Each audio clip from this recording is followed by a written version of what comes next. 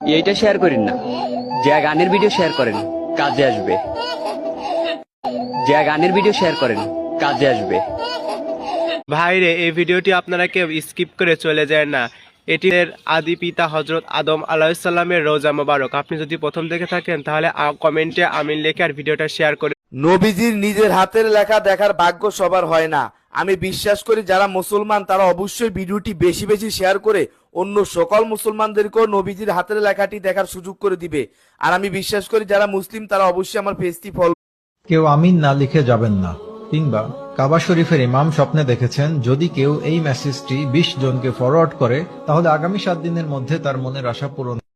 আপনার Facebook sharing আপনার জান্নাতি বানাতে পারে, আর আপনার ফেসবুক শেয়ারিং আপনার জাহান্নামের লাকড়ি বানাতে পারে। চিল্লায় বলেন ঠিক কিনা?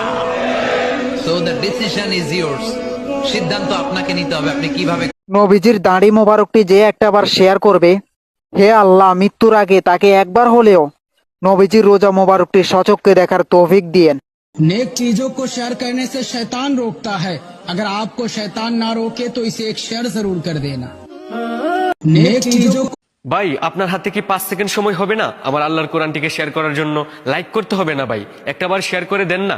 জীবনে তো কত নাচ গানের ভিডিও শেয়ার করেছেন, আজকের এই কোরআনের ভিডিওটি শেয়ার করে দিয়ে প্রত্যেকটা মুসলিম ভাইকে দেখার সুযোগ করে দেন।